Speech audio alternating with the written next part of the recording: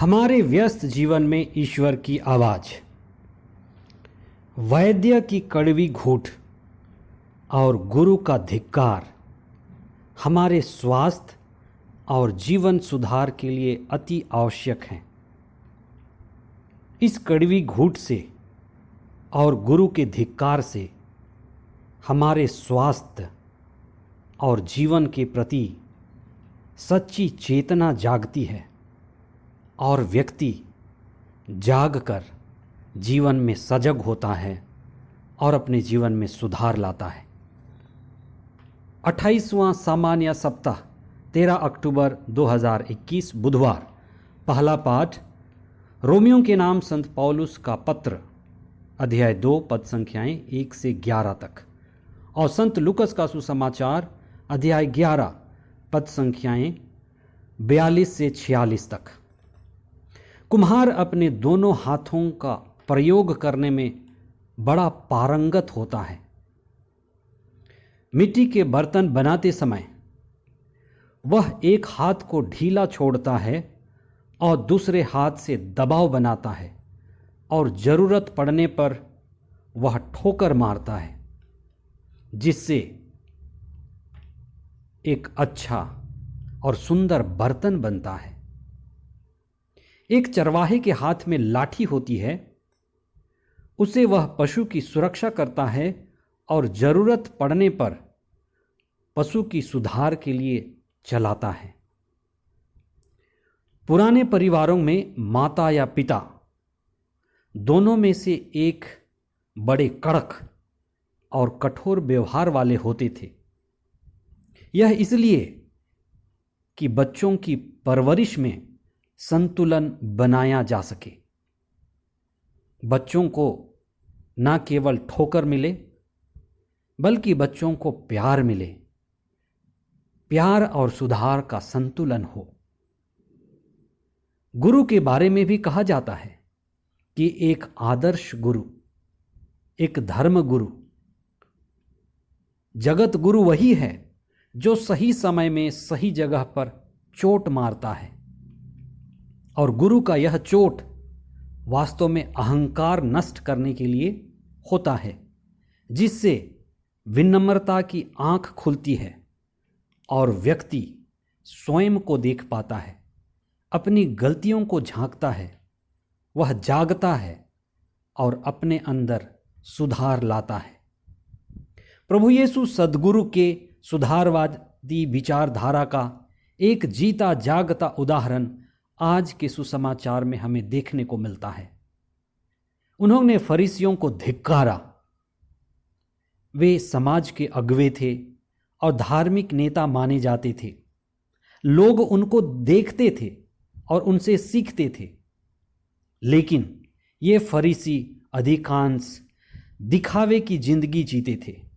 नाम के लिए, यश के लिए, पद के लिए वे किसी हद तक जाते थे और उन्हीं में इनकी चिंता लगी रहती थी। सुसमाचार के मुख्य अंश। फरीसियों, धिक्कार तुम लोगों को, क्योंकि तुम सभागृहों में प्रथम आसनों पर और बाजारों में प्रणाम प्रणाम चाहते हो। धिक्कार तुम लोगों को, क्योंकि तुम उन कब्रों के समान हो जो दिखाई नहीं पड़ती और जिन पर लोग अनजाने ही चलते फिरते हैं। तुम मनुष्यों पर बहुत से भारी बोझ लादते हो और स्वयं उन्हें उठाने के लिए अपना एक अंगुली भी नहीं लगाते। सौभाग्यशाली हैं वे लोग जिन्हें अच्छे माता पिता और सद्गुरु या धर्म गुरु मिलते हैं। वे आपका जीवन बना देंगे, क्योंकि सही समय पर, सही ढंग से, सही अंदाज में वे आपके अहंकार को चोट मारेंगे, आपके दिखावे को, आपके अंदर के असत्य को, आपके अंदर के अहंकार को और भ्रम को चोट मारकर निकाल देंगे। हम इस बात पर चिंतन करें कि कैसे ईश्वर की आवाज़ मेरे कानों में पड़ती है।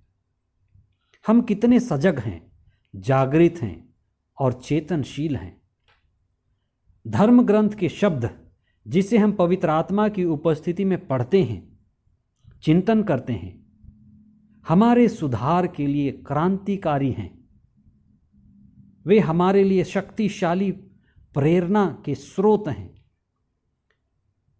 और इनसे हमारे मन में सुधार की बहुत ज़्यादा गुंजाइश है।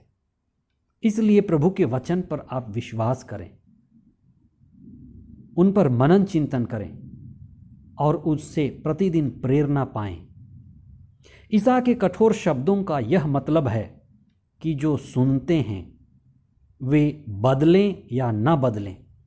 थोड़ी सुगबुगाहट, थोड़ी तिलमिलाहट, थोड़ा हिलना डुलना और जागना जरूर होगा, और उसी जागने को हमें मजबूत करना है, चेतना को प्रखर करना है और ईश्वर की कृपा, ईश्वर की उपस्थिति के अनुभव को बढ़ाना है। प्रभु का वचन हमारे लिए आग की तरह कार्य करता है।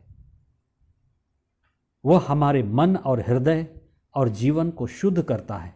इसलिए प्रभु की वाणी अग्नि शुद्धि की तरह है, वाक शुद्धि की तरह है।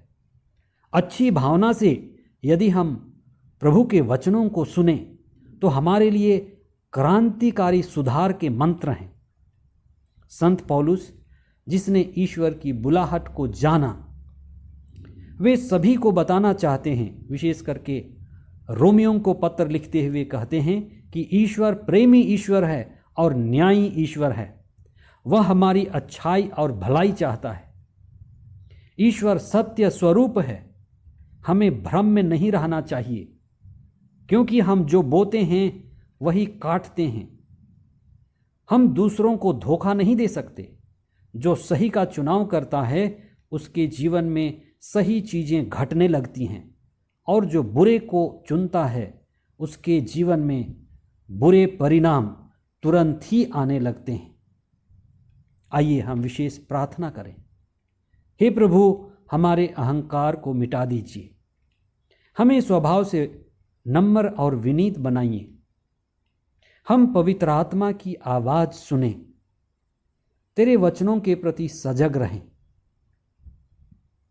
पवित्र आत्मा हमें संचालित करे और जो भी कमियां और बुराइयां, असत्य और अंधकार हमारे जीवन में हैं, उनको देखने, उनको स्वीकार करने और लगातार उन पर काम करने की हमें इच्छा शक्ति प्रदान कर।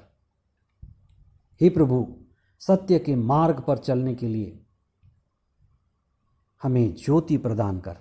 ये प्रार्थना हम करते हैं हमारे प्रभु ख्रिस्त के द्वारा। आमीन।